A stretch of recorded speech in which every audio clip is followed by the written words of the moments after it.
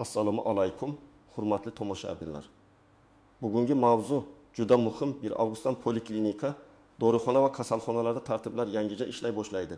Bu faqat bemorlar uchun emas, har bir oila uchun kerakli ma'lumot. Chunki ertaga o'zingiz, ota-onangiz, farzandingiz yoki yaqinlaringiz shifokorga borganda, dorixonadan dori olganda yoki kasalxonaga yotqizilish kerak bo'lganda, aynan shu qoidalar sizga ta'sir qiladi. Men bugun sizga hammasini oddiy tilda tushuntirib beraman. Avval qanday edi, endi nima o'zgardi? Kimlar xavotir olishi kerak? Kimlar uchun esa tartib yanada qulaylashadi? Qaysi joylarda tushunmovchilik bo'lishi mumkin va eng muhimi, siz nima qilishingiz kerak? Videoni hoziroq oxirigacha ko'ring, chunki bitta kichik hujjat yoki bitta noto'g'ri qadam sabab bepul xizmatdan foydalana olmay qolish, dorini ola olmaslik yoki kasalxonada ortiqcha sarson bo'lish ehtimoli bor. Kanalga obuna bo'ling. Videoga like bosing. Chunki bunday amaliy va hayotiy ma'lumotlar har bir xonadonga kerak. Avval ko'pchilik tibbiyot tizimiga juda oddiy ko'z bilan qarardi. Poliklinikaga bordim, navbat kutdim, shifokorga kirdim. Qog'oz yo'llanma oldim, dorixonaga bordim, kasalxonaga joylashdim. Lekin amalda bu jarayon ko'p hollarda tartibsiz, qog'ozbozlikka to'la va bemor uchun noaniq edi. Masalan, odam ertalab soat 7 da poliklinikaga boradi. Ro'yxatdan o'tish joyida uzun navbatda turadi. Keyin oilaviy shifokorga kiradi. Shifokor uni to'r mutaxassisga, masalan kardiolog yoki endokrinologga yuboradi. Bemor yana alohida navbat kutadi. Keyin analizga yo'llanma beradi. Analiz uchun yana boshqa xona, yana navbat. Natijani olish uchun esa ertasi kuni kelish kerak bo'ladi. Qog'oz yo'qolsa, muhr noto'g'ri qo'yilsa yoki yozuv tushunarsiz bo'lsa, bemor yana boshdan yuguradi. Dorixonalarda ham shunga o'xshash holat bo'lgan. Ko'p odamlar shifokorsiz o'zicha antibiotik, kuchli og'riq qoldiruvchi gormonal dori yoki bosim dorisini sotib olgan. Ba'zida dorixona xodimi mana shu yaxshi deb tavsiya qilgan. Natijada bemor birinchi kuni yengillik sezgandek bo'ladi. Lekin asl kasallik yashirinib qoladi. Jigar, buyrak, yurak, oshqozon zarar ko'radi yoki antibiotikka chidamlilik paydo bo'ladi. Keyin kasallik og'irlashganda kasalxonaga tushadi. Kasalxonalarda esa yana boshqa muammo bor edi. Kimdir haqiqatan shoshilinch yordamga muhtoj, kimdir rejali davolanishga kelgan, kimdir yo'llanmasi kelgan, kimdir tanish orqali joy topishga uringan. Buning oqibatida shifokor ham, bemor ham qiynalgan. O'rinlar yetishmaydi, hujjatlar chalkashadi. Kimga bepul, kimga pullik, kimga imtiyoz bo'liga aniq tushunilmaydi. 1 avgustdan yangicha tartibning asosiy maqsadi shuki, bemor qayerga borishini, qaysi xizmat bepul yoki pullik ekanini, dorini qanday olishini, kasalxonaga qanday yotqizilishini oldindan aniq bilish kerak. Tizim ko'proq elektronlashadi, yo'llanmalar, retseptlar va tibbiy ma'lumotlar tartibga solinadi. Bu yaxshi tomoni. Lekin o'tish davrida odamlar bilmasa, sarson bo'lishi mumkin. Shuning uchun men hozir hammasini birma-bir ochib beraman. Eng birinchi o'zgarish poliklinikadan boshlanadi. Chunki tibbiyot tizimida asosiy eshik bu poliklinika, ya'ni birlamchi tibbiy yordam hisoblanadi. Sizda bosh og'rig'i, qon bosimi, qandli diabet, yo'tal, bel og'rig'i, bola isitmasi, homiladorlik kuzatuvi yoki profilaktik ko'rik bo'lsa, avvalo poliklinikaga murojaat qilasiz. Yangi tartibda oilaviy shifokor yoki terapevtning roli yanada kuchayadi. Bu nimani anglatadi? Endi har bir bemor o'zicha to'g'ridan to'g'ri har bir to'r mutaxassisga yugurmasligi kerak. Avval oilaviy shifokor ko'radi, holatni baholaydi. Kerak bo'lsa analizga yuboradi. Kerak bo'lsa kardiolog, nevropatolog, endokrinolog, lor, okulist yoki boshqa mutaxassisga yo'llanma beradi. Buni noto'g'ri tushunmaslik kerak. Bu endi shifokorga kirish qiyinlashdi degani emas. Aksincha, maqsad shuki, bemor to'g'ri yo'nalishga yuborilsin. Masalan, 45 yoshli erkakning ko'kragida og'riq bor. U o'zicha nevropatologga borib, asabdan bo'lsa kerak deb o'ylaydi. Aslida esa bu yurak bilan bog'liq bo'lishi mumkin. Oilaviy shifokor avval bosimini o'lchaydi, EKGga yuboradi, xavf belgilarini ko'radi va kerak bo'lsa darhol kardiologga yoki shoshilinch yordamga yo'naltiradi. Bu bemorning hayotini saqlab qolishi mumkin. Yana bir misol, 3 yoshli ayolning holsizligi bor. U dorixonadan vitamin olib ichadi. Lekin poliklinikaga borsa, shifokor qon tahlili, gemoglobin, qalqonsimon bez tekshiruvini tavsiya qilishi mumkin.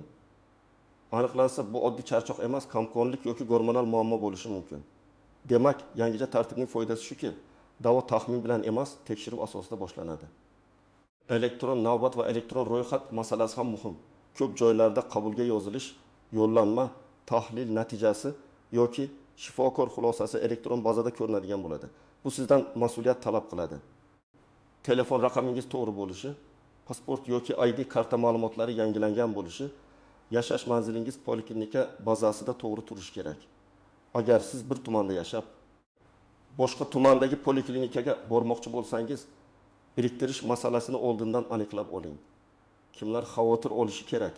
Birinchi navbatda doimiy dori ichadiganlar, qon bosimi, qandli diabet, astma, yurak yetishmovchiligi, epilepsiya, qalqonsimon bez kasalliklari, ruhiy kasalliklar bo'yicha dorilar qabul qiladiganlar. Chunki bunday dorilarni shifokor nazoratisiz to'xtatish ham, o'zgartirish ham xavfli. Agar sizning dorilaringiz tugab qolayotgan bo'lsa, oxirgi kunga qoldirmang. Poliklinikaga borib, shifokordan nazorat ko'rgi, retsept yoki tavsiya oling.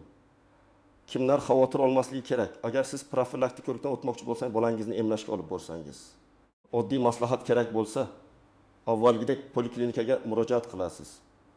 Faqat endi hujjatlaringizni to'g'ri olib boring va imkon bo'lsa oldindan qabul vaqtini aniqlang. Yangilikdan qo'rqish kerak emas. Uni to'g'ri ishlatishni bilish kerak. Endi dorixonalar masalasiga o'tamiz. Bu eng ko'p savol tug'diradigan qism. Chunki ko'pchilik kasal bo'lsa, avval shifokorga emas, dorixonaga boradi. Tomog'im og'riyapti, biror kuchliroq dori bering.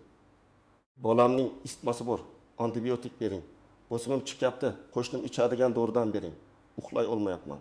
Tinchlantiruvchi bering degan gaplarni hammamiz eshitganmiz. Yangi tartibda dorixonalarda retsept bilan beriladigan dorilarga talab kuchayadi.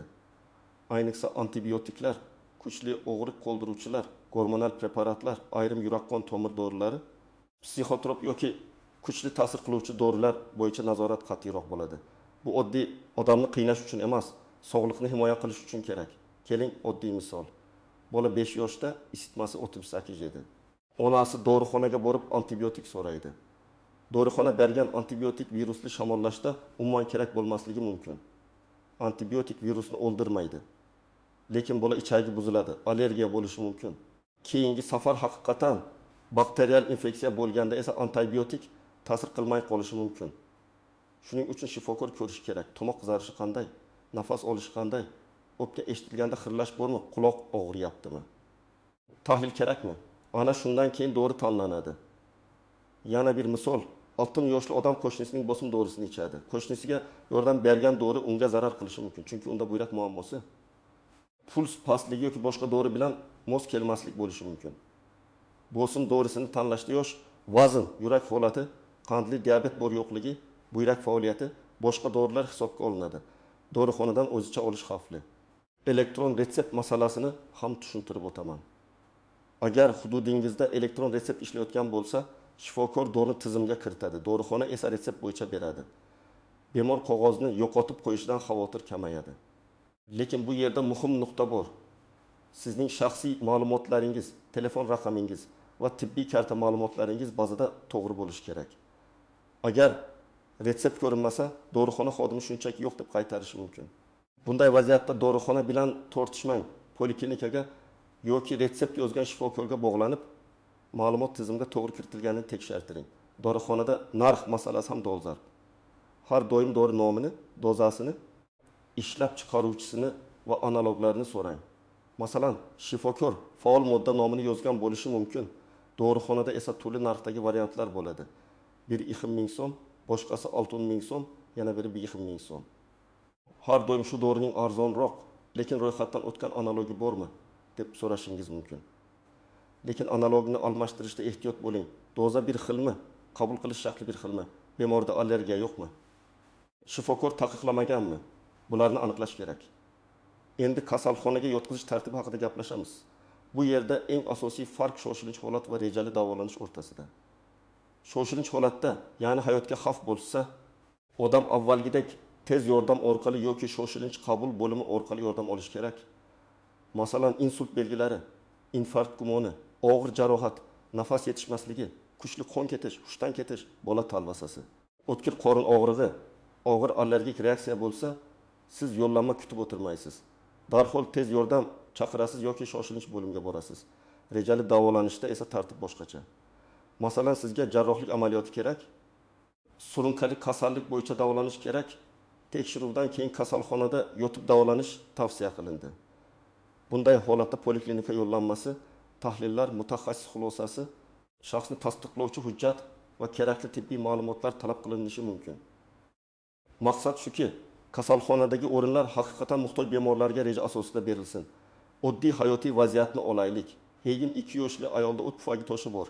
Og'riq vaqti bilan bo'ladi, lekin hozir shoshilinch holat emas.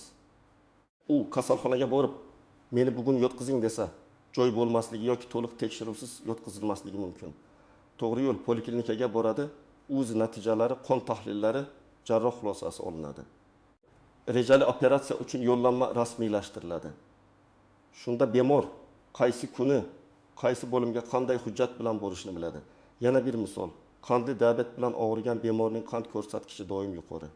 U har safar kasalxonaga tushib 10 kun yotib chiqishni odat qilgan. Yangi yondashuvda asosiy e'tibor poliklinikadagi doimiy nazoratga qaratiladi.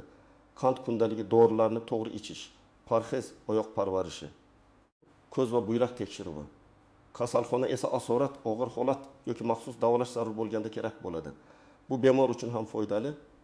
Chunki kasallikni har kuni nazorat qilish bir yilda bir marta kasalxonada yotishdan ko'ra samaraliroq. Endi eng muhim, ko'p odamlar e'tibor bermaydigan jihatlarga o'tamiz. Birinchi nozik jihat. Bepul xizmat degani har doim xohlagan joyimda, xohlagan vaqtda, xohlagan shifokorda bepul degani emas. Bepul xizmatlar odatda belgilangan tartib, yo'llanma, tibbiy ko'rsatma va muassasa imkoniyati asosida ko'rsatiladi. Agar tartib buzilsa, ayrim xizmatlar pullik bo'lib qolishi mumkin. Masalan, siz poliklinikadan yo'llanmasiz to'g'ridan-to'g'ri diagnostika markaziga bordingiz va qimmat tekshiruv qildirmoqchisiz. Agar bu tekshiruvga tibbiy ko'rsatma va yo'llanma bo'lmasa, sizdan to'lov so'ralishi mumkin. Lekin shifokor haqiqatan kerak deb topsa va belgilangan tartibda yo'llanma bersa, imtiyoz yoki bepul xizmatdan foydalanish imkoniyati bo'lishi mumkin. Ikkinchi nozik jihat retsept muddati. Ba'zi retseptlar uzoq muddatga, ba'zilari qisqa muddatga amal qilishi mumkin. Masalan, surunkali kasalliklar uchun dori 1 oy yoki undan ko'proq muddatga yozilishi mumkin. Lekin kuchli ta'sir qiluvchi ayrim dorilar qisqa muddatga beriladi. Shuning uchun retseptni olganingizda bu retsept necha kungacha amal qiladi? Dorini necha qutida olishim mumkin? Qayta olish uchun qachon kelaman deb aniq so'rang. Uchinchi nozik jihat imtiyozli toifadagi fuqarolar. Nogironligi bo'lgan shaxslar, ayrim surunkali kasallikka chalinganlar, bolalar, homilador ayollar, pensionerlar yoki boshqa ijtimoiy himoyaga muhtoj guruhlar uchun alohida tartiblar bo'lishi mumkin. Lekin imtiyozdan foydalanish uchun hujjat kerak. Men imtiyozliman deyish yetarli emas. Tizimda ko'rinishi, guvohnoma, tibbiy xulosa yoki ro'yxatdagi ma'lumot bo'lishi zarur. 4-nozik jihat xususiy klinika va davlat poliklinikasi o'rtasidagi farq. Siz xususiy klinikada tekshiruvdan o'tgan bo'lishingiz mumkin.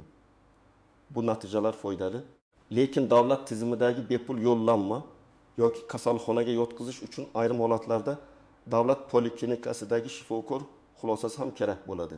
Shuning uchun xususiy klinikadagi barcha natijalarni saqlang, lekin ularni poliklinikadagi shifokorga ko'rsating va rasmiy yo'nalishni aniqlangan. 5-nozik jihat shoshilinch holatni oddiy holat bilan adashtirmang. Agar odamning nutqi buzilsa, yuzi qiyshayib qolsa, qo'li yoki oyog'i ishlamay qolsa, bu insult belgisi bo'lishi mumkin. Bunda poliklinika navbatini kutish mumkin emas.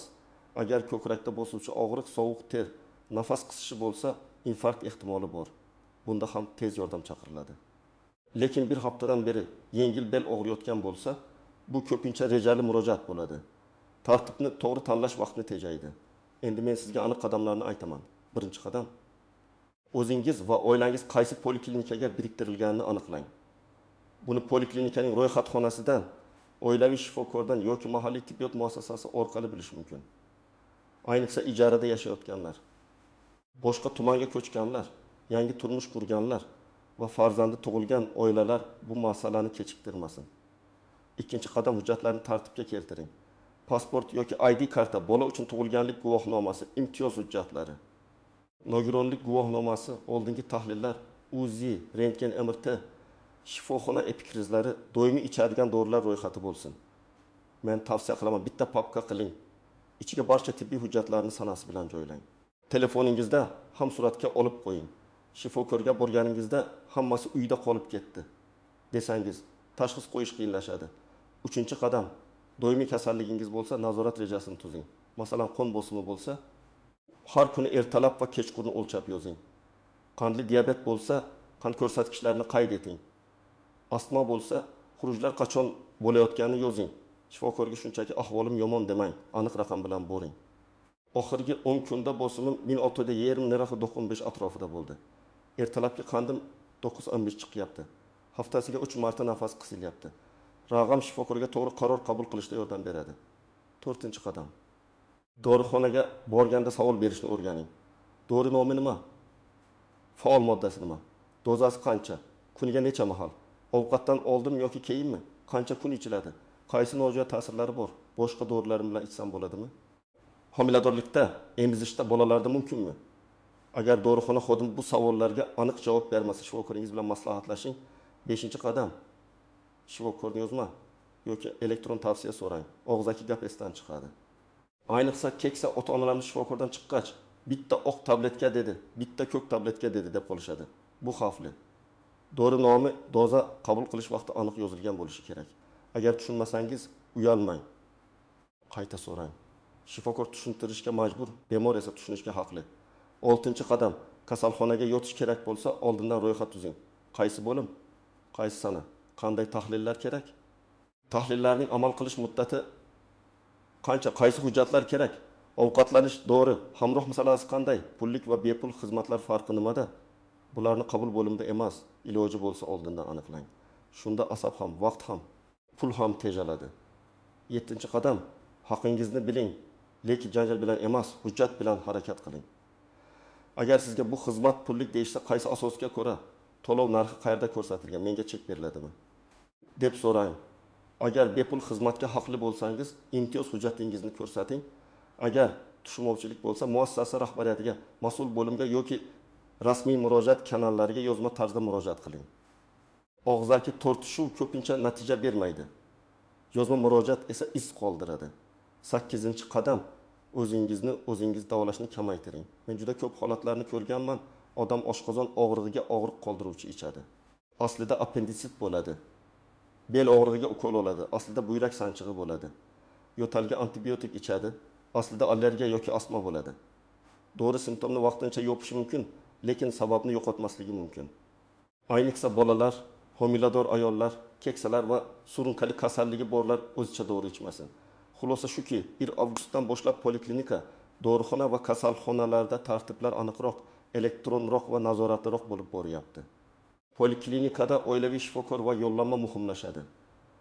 Dorixonada retsept bilan beriladigan dorilar bo'yicha talab kuchayadi. Kasalxonada shoshilinch va rejali yotqizish tartibi aniq ajratiladi. Buning hammasi bemorni qiynash uchun emas, tibbiy yordamni tartibga solish, xavfsiz davolash va adolatli taqsimlash uchun qilinmoqda. Sizdan talab qilinadigan narsa oddiy. Hujjatlaringizni tayyor tuting, poliklinikangizni biling. Doimiy dorilaringizni oxirgi kunga qoldirmang. Retsept va yo'llanmalarni to'g'ri rasmiylashtiring. Shoshilinch holatda vaqt yo'qotmang.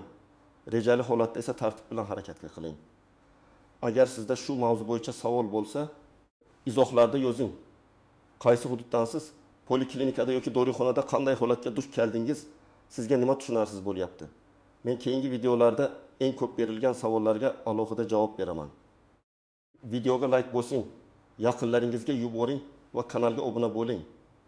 Chunki sog'liq masalasida bitta to'g'ri ma'lumot ba'zan bir insonning hayotini saqlab qolishi mumkin.